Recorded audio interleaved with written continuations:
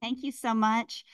First, I'd like to thank the American Revolution Institute of the Society of the Cincinnati for hosting me. I'm thrilled and I'm honored to be here with you this evening. I'd also like to thank, as always, everyone at LSU Press who helped make this book a reality. Um, the American, excuse me, the independence of the United States would not have been possible without Spain, historian Tomas Chavez recently noted, and the American rebels knew it. Spanish Louisiana was a critical component of the Spanish theater in North America during the Revolution. While my book, Spanish Louisiana, Contest for Borderlands, 1763 to 1803, is not solely about Spain and the American Revolution, it is situated in the context of the Revolutionary era. And the role of Spain, Louisiana, and Louisiana's diverse inhabitants in the war is an important part of the story that I tell. Just as American historians have often forgotten or failed to pay attention to Spain's important wartime contributions, so too has Louisiana's Spanish colonial era been often forgotten from national stories that we tell. So tonight, I'd like to spend a little time considering the book from the angle of the Revolution. I've always been interested in the American Revolution for really as long as I can remember. But this project did not begin with any hopes of interacting with the American Revolution. Its humble beginnings rested in an early research foray into the Acadian migration to colonial Louisiana, the forefathers of the Cajuns.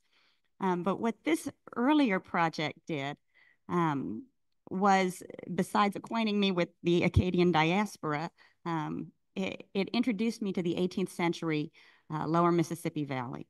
And I was captivated by this space and by the movement that I saw taking place here. There was incredible interpersonal and intergroup dynamics of the region. This was not a static place. And I think we used to, and maybe we sometimes still do, think of historical places and times and people even as static. And it really couldn't be further from the truth. And so I pursued my early research paths.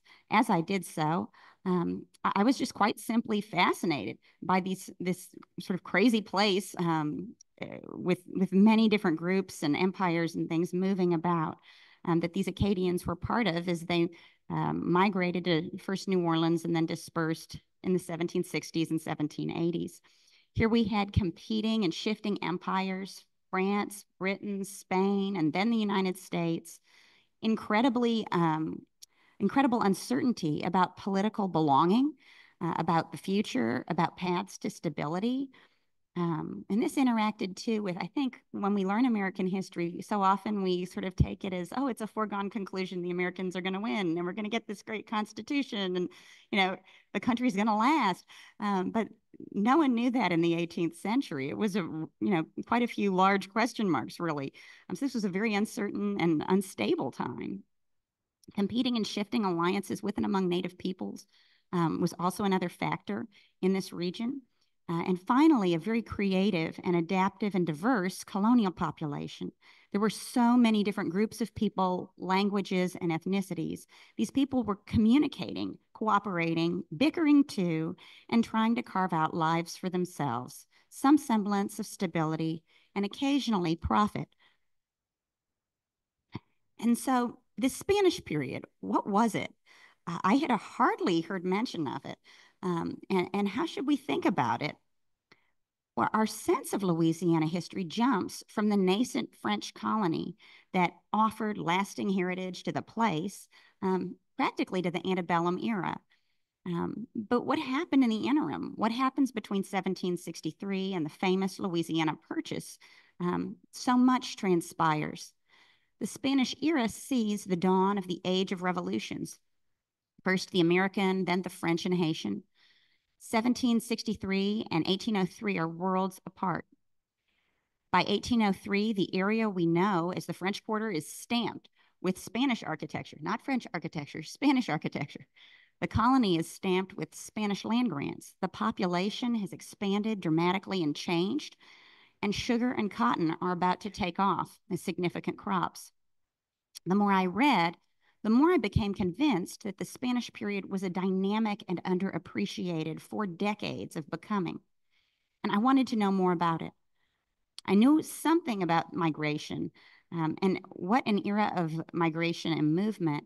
To give you just a snapshot at the earliest phase of it, the close of the 7 Years' War, not only do you have several hundred Acadians, which relative to the population is a big deal at this point, relative to the colonial population, migrating. You also have, at the close of the 7 Years' War, a movement of many small Indian groups from what becomes West Florida into Spanish Louisiana. They're called the Petite Nation, and they didn't want to be under British rule, essentially. They had experienced slave raids by the Chickasaws and their British allies, and so they wanted to be removed as far from that as possible now that the French were gone. So anyway, they're moving into Louisiana too. The British are very eager to get into the Floridas, and they happily, you know, they happily send settlers. We see traders, merchants, all sorts of people arriving very, very quickly in the 1760s as well. An important group of these are those merchants who are going to transform the economy of the lower Mississippi, and they're going to draw Louisiana, particularly New Orleans, into some new connections. And we're going to return to this theme in a little bit. In spite of some really incredible research, some fantastic archival research by my predecessor historians, no single study of Spanish Louisiana yet existed when I embarked on my own research. And many times, for the most part, this archival research that I'm talking about, it really existed in sort of fantastic individual studies that didn't interact with one another or speak to one another. And so one of my goals was to synthesize this great work and to add to it in an effort to get a sense of the larger picture. So anyway, one of the major goals of the book is to say, yes, Spain was here. The Spanish era happened, and it mattered. It mattered for Louisiana and its history, but it also mattered for the United States and its history. Another ongoing issue in the study of early America and the American Revolution is the overlooking of or failure to include French and Spanish colonial spaces and empires, as well as Native history. Now, this is not the case, I'm happy to observe, with the Society of Cincinnati, which recognizes that relationship with France from the get-go, from its birth. But these other histories, the French-Spanish colonial spaces, Native history, are not always seen as relevant enough to discuss in our traditional narrative. Now, I'm not knocking a national narrative, but I am advocating for a fuller story that more faithfully represents the historical actors and heroes, people and groups, inhabitants, empires at work. This book shows some key ways that the Spanish era and Louisiana's diverse inhabitants are relevant and, in fact, an important part of our national story. In particular, one such aspect of the book is seen in its discussion of the American Revolution, Spain and Louisiana's involvement and contributions, and even in the competition for the Trans-Appalachian West that follows the war.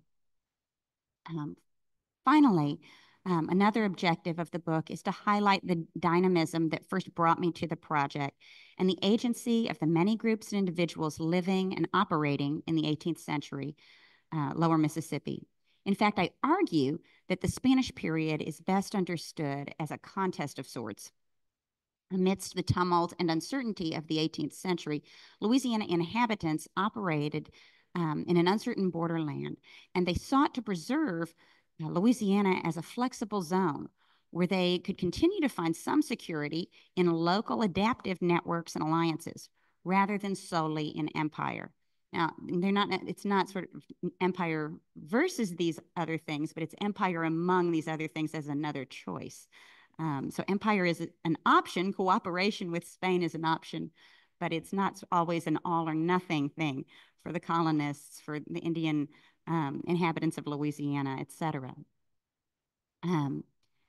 Meanwhile, for its own purposes, Spain attempted to control and contain the inhabitants, especially through policy and efforts meant to bolster loyalty and alliance with Spain, often relating to migration, trade, or the movement of people and goods. And this tension plays out throughout the book.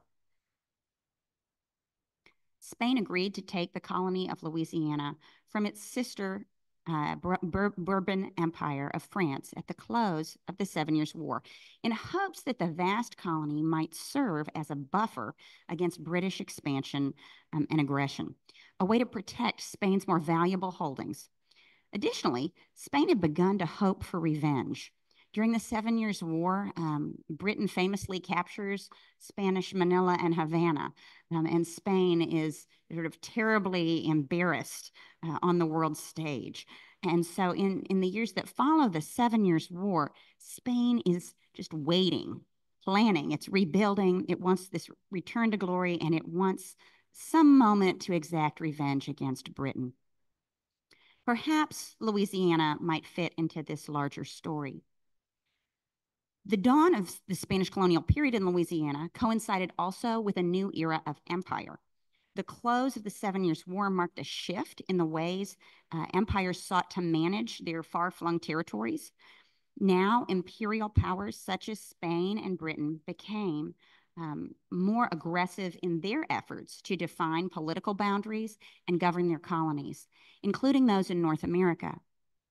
In the second half of the 18th century, under Carlos III, drawing upon Enlightenment ideas, Spain introduced policy changes collectively known as the Bourbon Reforms, related to controlling administration, finances, trade, among other things, in order to develop a more efficient empire, capable of extracting greater profit and capable of having greater management.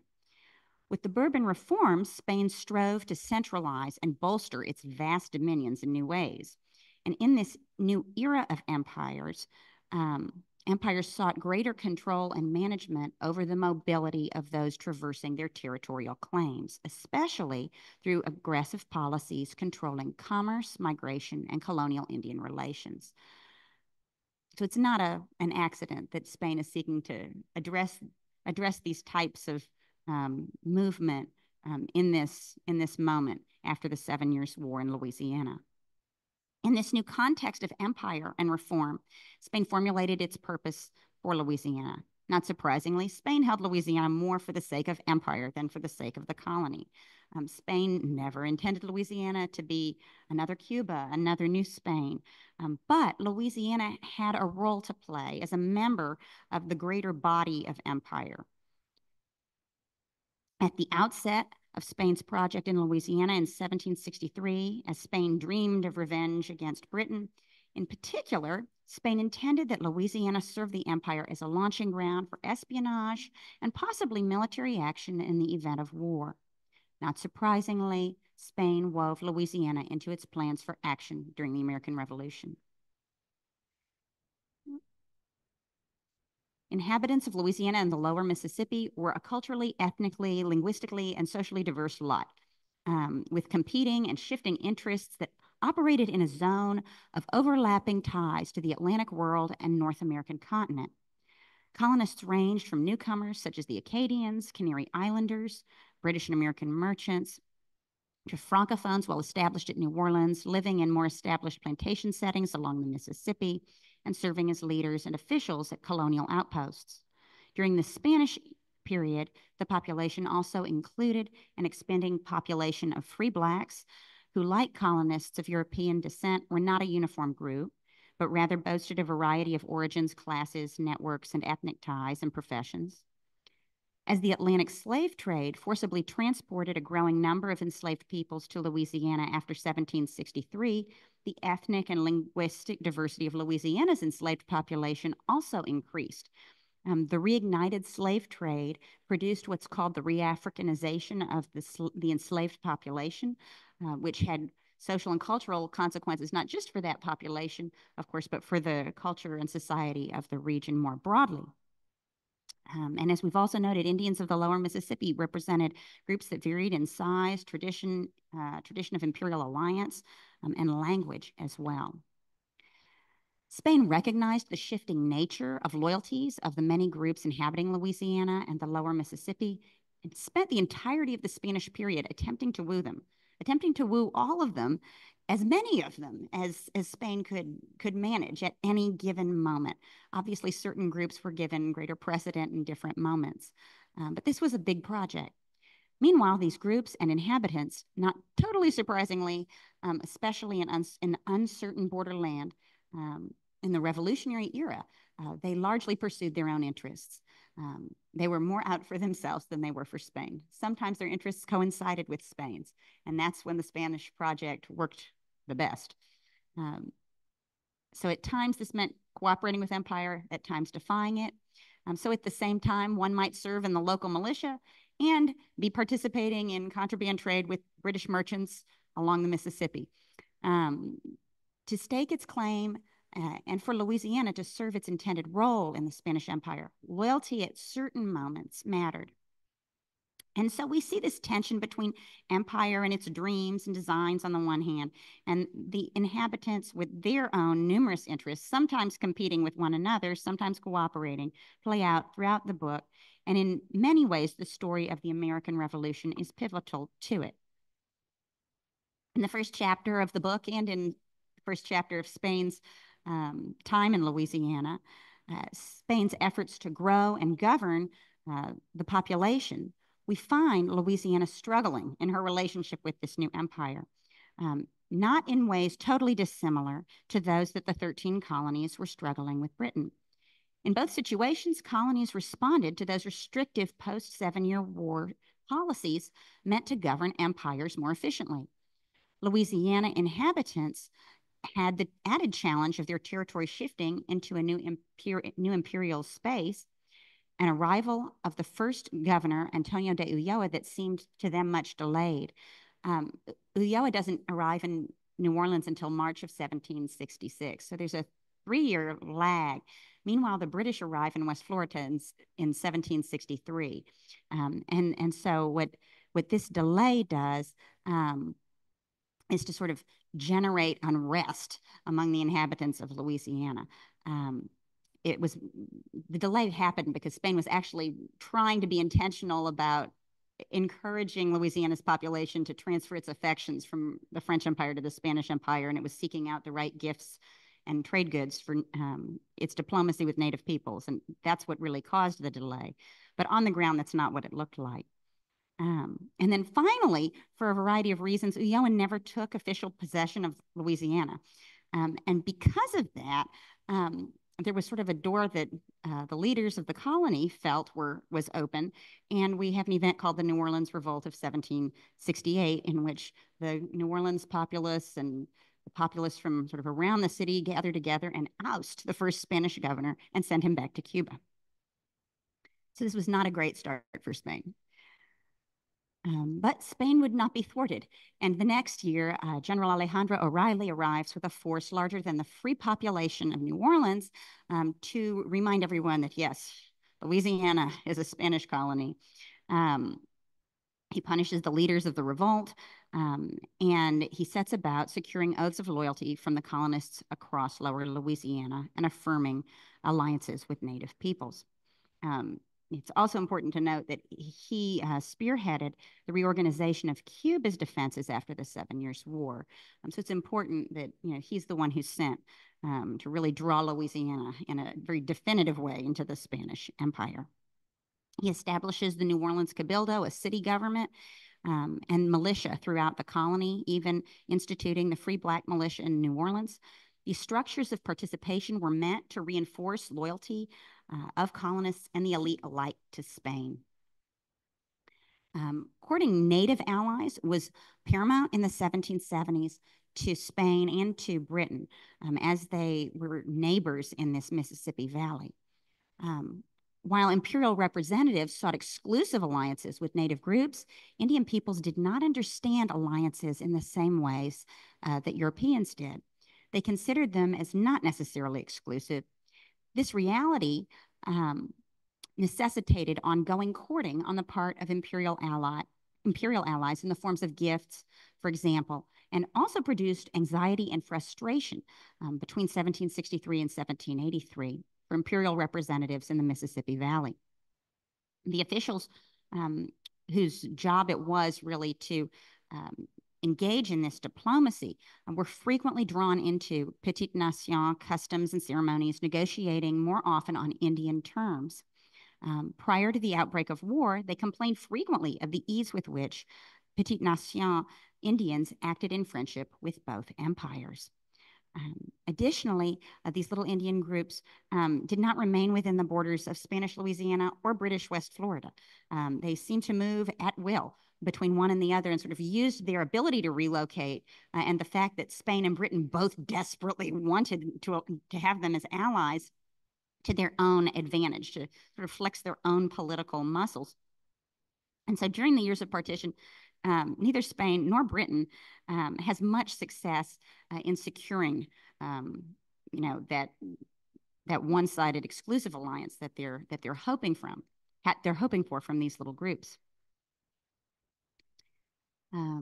So as this project in Indian diplomacy is going on, as O'Reilly is trying to sort of reinforce the sense of the Spanish Empire's presence in Louisiana.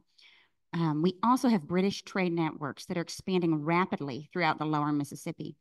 And as I mentioned earlier, they recognize the lower Mississippi and Gulf Coast as a place of opportunity, a region in which they really could expand. And they had begun to arrive certainly prior to Ulloa. There are a couple of things that are incredibly important about these networks. First, they breathe new economic life into the region and begin to connect in new ways to the Atlantic world, the Atlantic seaboard, and the British colonies, soon to be rebel colonies, as well as to the North American continent, sort of through the great waterways of the continent. We see George Morgan pioneer the first regular trade for the firm in which he was the junior partner, Bainton, Wharton, and Morgan, from Fort Pitt to the Illinois country, and then New Orleans, and then to Philadelphia. These new connections had lasting importance for the future of Louisiana and of the soon-to-be rebel colonies. These new merchant networks also reintroduced a regular slave trade to Louisiana. Thirdly, participation in these networks was usually illicit for Louisiana's inhabitants, and this gave great concern to the governors, even though they knew they couldn't do anything about it. And it was this sense that participating in the economic life of Britain was a betrayal of loyalty that should belong to Spain. And we've seen that Spain was struggling at the same time to secure the loyalty of Indian allies that they thought they were going to have fairly easily after receiving Louisiana from France, and that wasn't the case. And then finally, Oliver Pollock. Oliver Pollock arrived in New Orleans. Besides the British merchants and colonists arriving in West Florida and doing business with the inhabitants of Louisiana illegally, other merchants entered into trade in the region in league with Spain. Pollock is the most important one. He arrives with O'Reilly to help secure flour for New Orleans, which is an ongoing concern for this port city over the course of the 18th century. And Pollock brings this important link to the merchant network involving Willing and Morris of Philadelphia. So as we move into the mid-1770s, we see Spain beginning to prepare for war and still anxious about the loyalty of its Louisiana subjects. Jose de Galvez becomes Carlos III's minister of the Indies and is mindful of the impending war. He makes his nephew Bernardo de Galvez governor of Louisiana and engages in some sort of place-specific policy to try to beef up Louisiana's affection for Spain. So he opens up avenues for Louisiana to be able to trade in tobacco within the Iberian Empire, because one of the main complaints of Louisiana colonists is that they have no place economically in the Iberian world. Between the outbreak of the American Revolution in July 1776 and the Spanish Declaration of War in June of 1779, Spain embraced an official policy of neutrality, while it provided secretly American access to supplies at Havana and New Orleans. The trade relations developed off of British-American trade networks that already supplied flour to the Spanish Empire. Of perhaps greatest importance was Pollock's relationship with Willing and Morris and the Spanish government at New Orleans. In August of 1776, Captain George Gibson and a party of 15 soldiers traveled to New Orleans. They attempted to mask their mission by posing as frontiersmen transporting their cargo.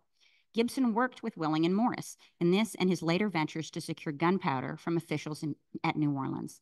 And it was Pollock who assisted him in arranging a meeting with Louisiana Governor Luis de Gonzaga. On September 21st, 1776, the two negotiated the first sale of Spanish gunpowder to the rebel colonies. This transaction initiated the development of communication and trade between the American colonies, or United States, and New Orleans via the interior waterways of North America. In 1777, Pollock began serving at New Orleans as the main representative of the Second Continental Congress and the state of Virginia. Oliver Pollock's position at New Orleans, connections with Willing and Morris, enabled him access to French, Spanish, and American shipping, and thus to supply George Rogers Clark's campaign in the West. Ideas for an American campaign against British West Florida built upon the experiences of American merchants who had traveled the interior waterways of North America and along the Gulf Coast. In 1776, James Willing, the younger brother in the merchant Willing family that I keep referencing, he had tracts of land in West Florida and done business with Oliver Pollock there. They'd even gone into a partnership in one of them. He returns to Philadelphia, where he advocates for an invasion of West Florida that would secure navigation of the Mississippi for the Americans and easy access to the Spanish at New Orleans. In 1777, George Morgan brought before the Continental Congress a plan for such an expedition. When Congress determined the scheme too expensive and not viable, Robert Morris used his position on the Committee of Commerce to have General Edward Hand send Captain James Willing instead of Morgan with a small force of men. The goals of the expedition included to trade for supplies at New Orleans, to carry dispatches from the Continental Congress to the Spanish governor, Bernardo de Galvez, and to Pollock, and to take British prizes along the way. Willing and his party of about 30 left the area of modern-day Pittsburgh in the cold of winter, January 1778. Others joined their force along the way, and then they began plundering the coast down the Mississippi, so the Mississippi coast of British West Florida. Willing's raid unfolds in chapter 3 of my book, and here we see Willing and his men just wreak total havoc. The inhabitants of this western edge of British West Florida flee. They run to Spanish territory. They take refuge at all the little Spanish posts in the area that they can. Meanwhile, Willing and his men, they plunder, they burn, they take booty, they capture enslaved individuals. They take all of these people and property down to New Orleans and basically become a thorn in the side of Bernardo de Galvez for much of 1778. But what this episode does, besides bringing war in a very physical way to the lower Mississippi, is to challenge the sovereignty of both Britain and Spain in this space. This episode also challenges Spain's ability to hold on to its claims of neutrality as the revolution is literally breaking out on the banks of the lower Mississippi. Several important results come of this episode that is known as Willing's Raid. First, it becomes very clear that the inhabitants, Indians, enslaved people all recognize that Spain is the stronger empire in the region. And additionally, because of that, we see sort of a boost to this project of loyalty, sort of a byproduct of those Louisiana inhabitants and militiamen, as well as those Petite Nation Indians. The Americans continued to trade at New Orleans even after Spain declared war on Britain in 1779. As Pollock carried out the trade, his role as agent to the United States and Virginia results in his own financial ruin. But he does come back in 1788 to make his second fortune in Louisiana. After the Great New Orleans fire, he arrives with flour and supplies. So he's sort of the comeback kid. He does have a happier ending than that. On August 17th, 1779, Bernardo de Galvez received news that Spain had declared war on Britain. The day after, a hurricane struck New Orleans and revealed much of the secret preparation that Galvez had been engaged in. During the American Revolution, the interests of Spain and those of the borderland population overlap most closely. The American Revolution became a crucial phase in the relationship among empire and inhabitants. with Spain mobilizing Louisiana's inhabitants and allies during the war. For many, the prospect of war was an opportunity.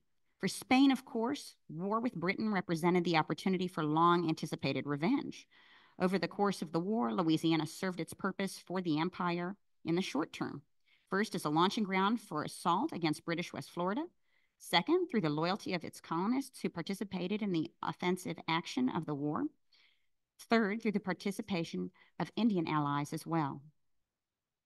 Galvez managed to recover his project for war after the hurricane, and this was just the first of at least 3 tempests that interfered with Bernardo de Galvez's war plans between the Mississippi campaign and the end of the siege of Pensacola. So weather was really not his friend, but Spain was still victorious.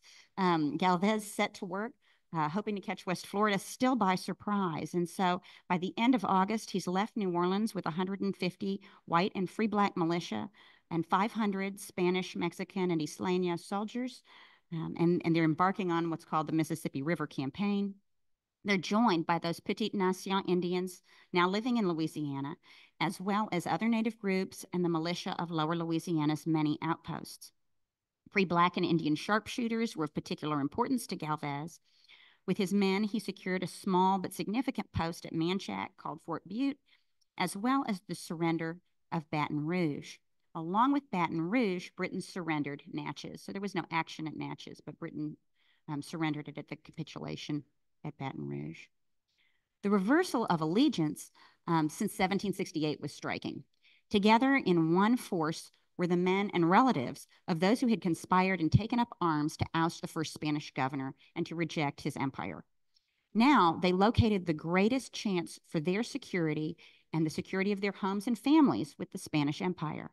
And their numerous borderland networks of alliance now aligned together to embrace that empire's projects of war. In 1780, Galvez went on to take Mobile. One of the most important byproducts of taking Mobile is that it situates Spain to chip away at Britain's alliances with the Choctaws and the Chickasaws, who are the 2 sort of largest Indian confederations in this space. The Creek are a little bit, they're not as significant to Mobile and Pensacola. At the same time, Britain is sort of having a crisis in its Indian department, and it pulls back on its traditional way of handling Indian diplomacy. And so while the full scope of it is beyond what I can discuss tonight, what is sort of an interesting thing is that Pensacola easily could have been considered a native conflict with vast Choctaw and Chickasaw participation. However, Britain's abysmal failures in this regard, regard of Indian diplomacy, meant that this final siege of Pensacola was not a native conflict. And while Choctaws and Chickasaws and some Creeks did turn out, it wasn't nearly in the numbers that it might have been. Bernardo de Galvez experienced a variety of setbacks and challenges in his quest to see the campaigns against West Florida through to completion. Conflict within the military hierarchy, another hurricane, and more doubts and arguments with Cuba's military leaders were among them. In spite of these things, Galvez managed to leave Havana for Pensacola in February 1781. Besides the thousands of Spanish soldiers, Louisiana militia joined Galvez again in this final chapter of the military conflict on the Gulf Coast. The great victory at Pensacola, May 10, 1781, was hard-earned. It launched Bernardo de Galvez's career in the Spanish Empire. And at the same time, as the siege at Pensacola is wrapping up, a strange episode occurs at Natchez. A group of loyalists retakes the fort. So the Spanish had, they sent an officer with a detachment to take Natchez after Baton Rouge, and he had been there. Well, at about the same time Pensacola is about to wrap up, Spain's about to be victorious, this group of loyalists overtakes the Spanish. They trick them, and they take the fort for Britain.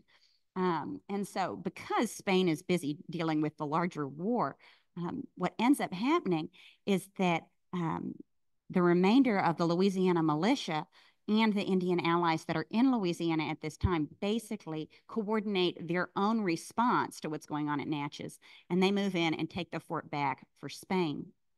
And so even in this unexpected way, we see that Louisiana fulfills her role within the empire and contributes to Spain's success in the war and to the revenge against Britain. The second half of the book addresses in many ways the aftermath of the American Revolution for Spanish Louisiana. Spain and the United States did not agree on a common boundary in the Southeast until 1795. Spain argued that it was the Tennessee River. The United States said, no, it's the 31st parallel. And so what this does is it creates this sort of ongoing space of competition because ownership of this territory, claims to this territory isn't clear. And this territory is also, it's already occupied by thousands of Indian peoples as well. So this contest is happening, sort of simultaneously to the final 20 years of the Spanish period in Louisiana. Additionally, as American settlers poured into the Trans-Appalachian West, they increasingly wanted access to the port of New Orleans. These challenges were part of the context of the final 2 decades of Spanish rule in Louisiana. Spain attempted to reestablish what Governor Esteban Miraut, the governor in the 1780s, who followed Galvez, called le bon ordre, good order, during the 1780s. That's his goal, and you see it in the correspondence between him and the officials at the various outposts throughout Louisiana. First, his project was to rein in maroon communities. Enslaved people took advantage of the years of the American Revolution and just following to seek their own freedom. And so we see really robust maroon communities develop during and just after the war.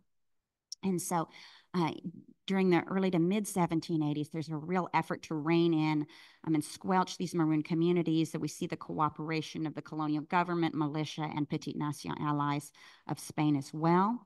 And in connection with this, we see Miraut trying to grow the plantation economy, trying to expand settlement, trying to grow the enslaved population as well as the settler population. We see another effort to promote tobacco as an export for Louisiana.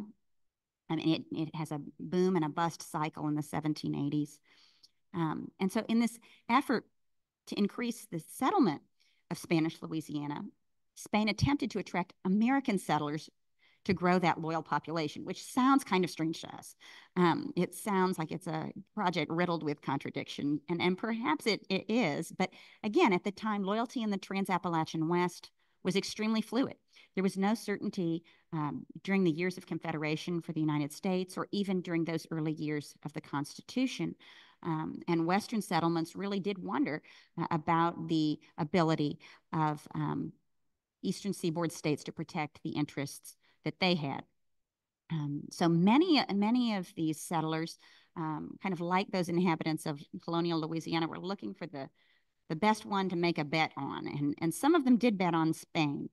So we do see an interest in migrating there as well.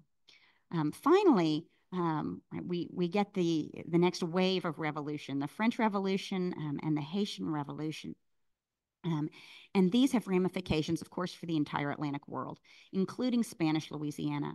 Spain found revolutionary challenges in numerous forms in the lower Mississippi as interests of different sectors of society diverged from those of the empire. France itself sought to direct an invasion of and a revolt within Spanish Louisiana. Out of this grew sort of suspicion among Spanish officials of the Francophone population at large, which is a substantial percentage of the population of colonial Louisiana. Some Francophones did have romantic notions of revolution and return to the French Empire. And Francophone colonists along the Red River and near the Texas border at an outpost called Natchitoches gave great concern to Spanish Governor Luis Hector Baron de Carondelet, but their upheavals really revealed an adeptness of the colonists at using revolutionary rhetoric to agitate Spanish officials because they were expressing grievance at their losses as that tobacco economy had gone bust. They lost a lot of money and stability in that. Those anxious about the future of the slave society ascribed revolutionary meaning and inspiration into existing resistance among the enslaved. And the Spanish officials are seeing revolution everywhere in the 1790s. They are very nervous.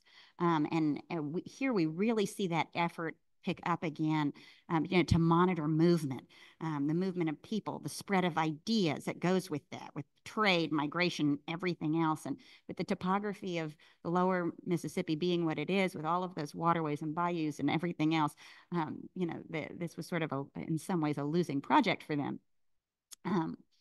And so they're concerned about the peddlers who are not licensed, and the secret congregating, and the sharing of ideas in unpoliced spaces.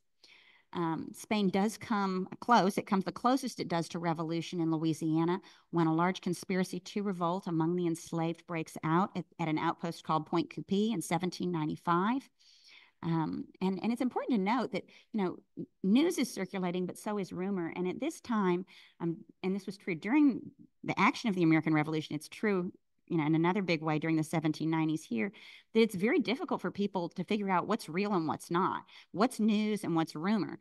And certainly the appeal to a very large enslaved population of ideas that the king might be setting them free, but the commandant isn't letting it happen, or the governor or somebody is getting in the way. These were very prolific, widespread rumors. So anyway, just like everyone else, these members of the society were trying to figure out what was real and what wasn't.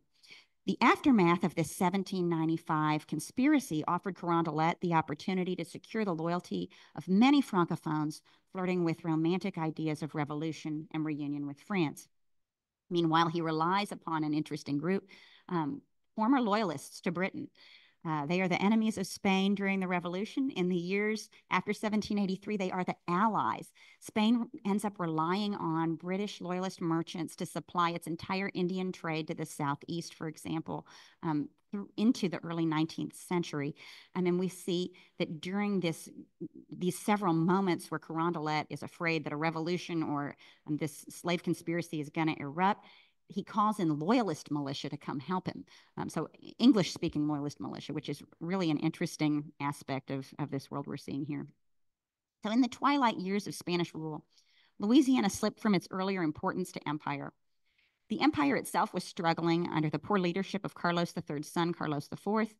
As the 18th century gave way to the 19th, the Spanish Empire confronted a rapidly changing world and reconsidered its perspective on its North American borderland. After over 30 years of varying degrees of effort to shape Louisiana into a useful border colony, a bulwark against expansion, first of Britain and then the United States, Spain decided to give up the fight. Ultimately, then, it was Spain, not the borderland inhabitants, that undermined the empire's claim to the Mississippi Valley. And Spain did so at just the moment that lucrative crops were beginning to take hold in Louisiana, sugar and cotton. As Louisiana underwent yet another season of uncertainty about its imperial belonging, the issues related to the question of American free navigation of the Mississippi merged with the transfer of Spanish Louisiana to France and then to the United States. Spain retroceded Louisiana to France. France promised that it would keep Louisiana, that it wouldn't sell it to the United States, and Spain intended that it would basically let France take on the cost of keeping Louisiana, and Louisiana could still be a buffer. Spain just wouldn't be losing money on it. Now, we all know that very quickly France turns and sells Louisiana to the United States, and Spain's dreams are dashed.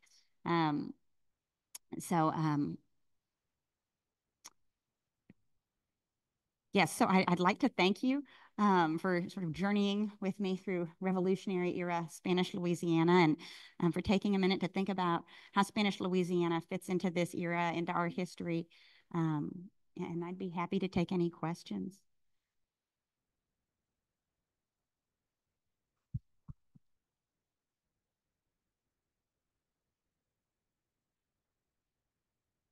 Thank you, Dr. Turnbell. If I could ask those in person to for the microphone, raise your hand. I'll come to you with the microphone so our friends on Zoom could hear us. So any questions?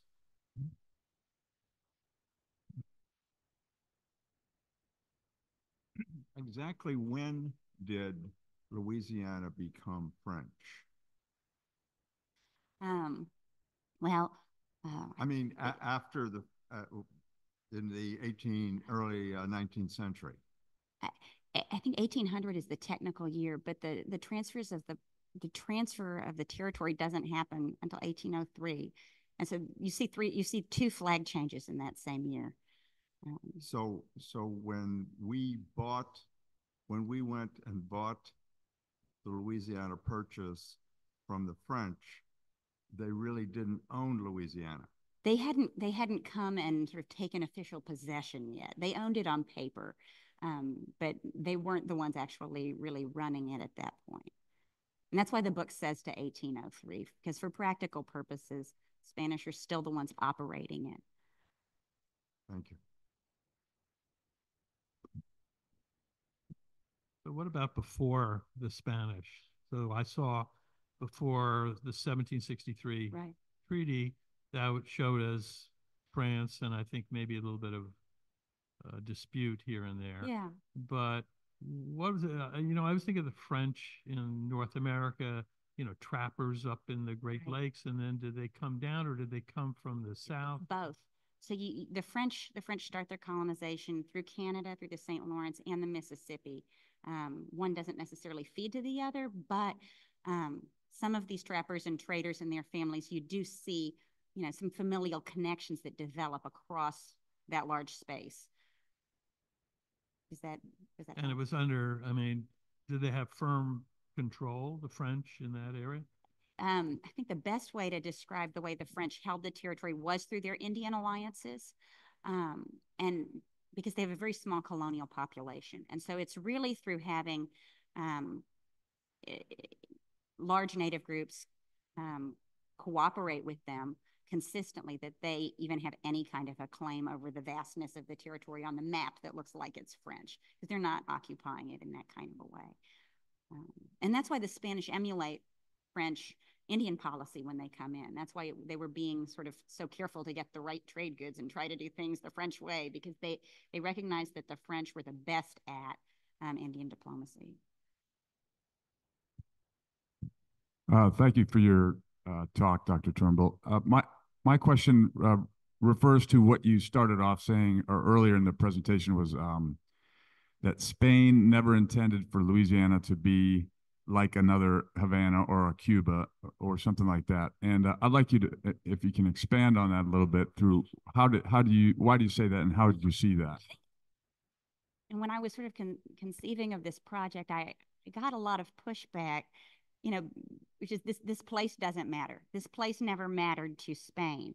And I guess my answer that's sort of my answer to my friends who study the Spanish Atlantic, the Spanish Empire, is that, well, it actually did matter to Spain.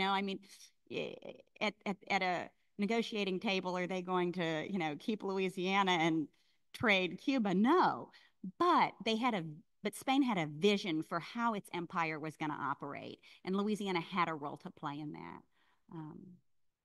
Okay, if I could just follow up with 10 seconds, the next question is another portion of the story that you've gone over that is little known and is getting a little bit more attention is how integrated at certain parts of this history France and Spain were together. For example, the attack on Pensacola was a joint French and Spanish fleet, etc. So how much of that was new to you? How much of that made it into the book? And how much of that do you think there's still remains to be discovered for academics in the future?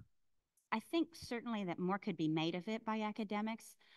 Just like, I think Spain's finally starting to get some attention. And I think that French, as that happens, I think maybe that opens up the avenue for that French-Spanish cooperation and collaboration to get a little bit more coverage. For me, it's really addressed just kind of at the diplomatic level as I need to for the framing of what I do. To the extent that you did archival research, if you could talk about, did you go to Spain at all to look at documents, and what types of archives were you able to access? So the primary, I guess the most important set of sources for me are what are called the Cuba papers.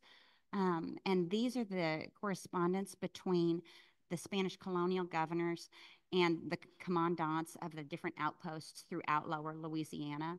And what those really did was sort of give me this kind of interesting vantage point where I could look at, you can look and see what the governors are interested in implementing and learning about, but then you also get all of this fantastic local material from these commandants telling you, oh, well, this British trader just came through and he had a passport and so, you know, or, you know, human interest things like we found a body floating down the river, or tracking those petite nation groups.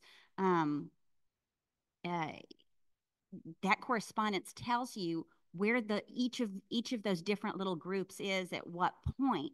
So you can develop kind of a sense of the arc of each of their stories, and the hunt for those maroon communities, the efforts to squelch those in the 1780s. You can also get that kind of thing. You can see it at that sort of micro level, just, you know, who was helping whom, and you know, the types of places that these types of communities tended to form and move, and all of that sort of thing.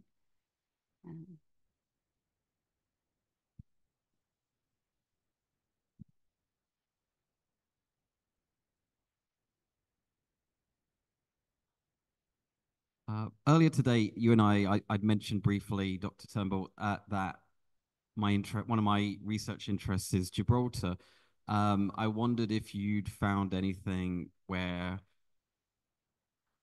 was there any communication of Spanish resources getting pulled that way, or they were getting pulled to Louisiana and that was affecting other parts of what they were up to in the American Revolution?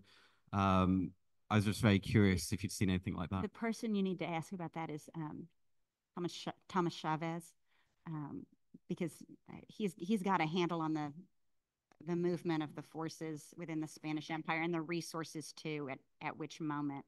And my focus is too North American. There's reference to what's going on in the Caribbean, Jamaica, for example, for Britain, but he has that big view. Not to give anything away, he will be here in February in our next season. So,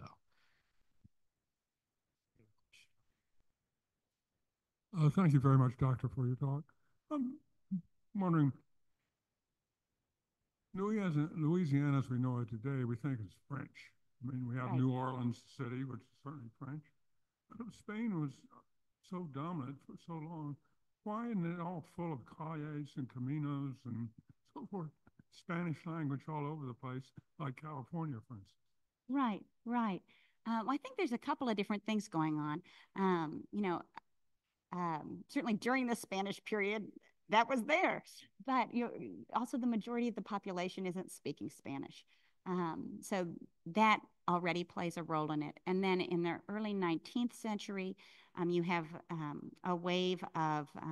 new wave of French-speaking people come as refugees come from Haiti, and that changes the dynamics also of the French-speaking population and their concepts of French heritage. And really, I think the 19th century sort of promotes this romanticism, and that just goes along with this memory and longing for the good old days when France held the colony. Mm-hmm. That's sort of my best answer to that question. Yeah.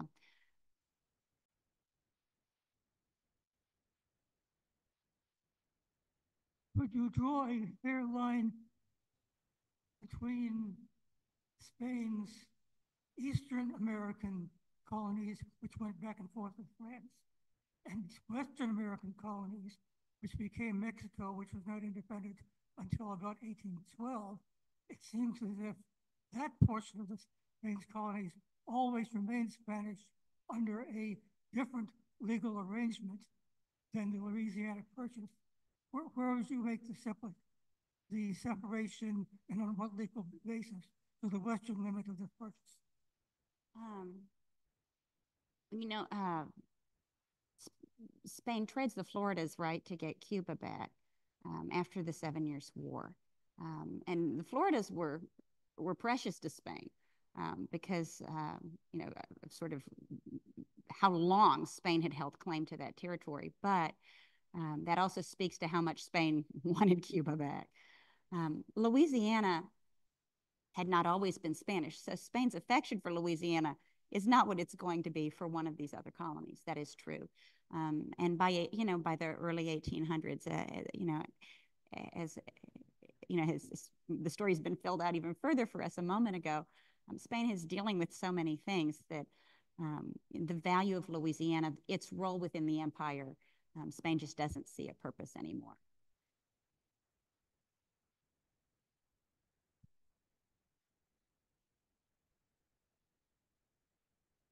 Well, geographically, well, that's a question. I think that those borders are sort of gray areas. There's debate even between Louisiana and Texas. Where's that border? Is it the Sabine? Is it the Arroyo Hondo? So I think, yeah, today we think of borders as being much clearer than they always were.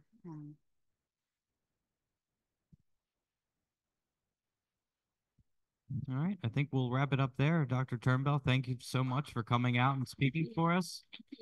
Thank you all for attending in person and virtually on Zoom. We will see you next time, and get home safe, everybody. Thanks.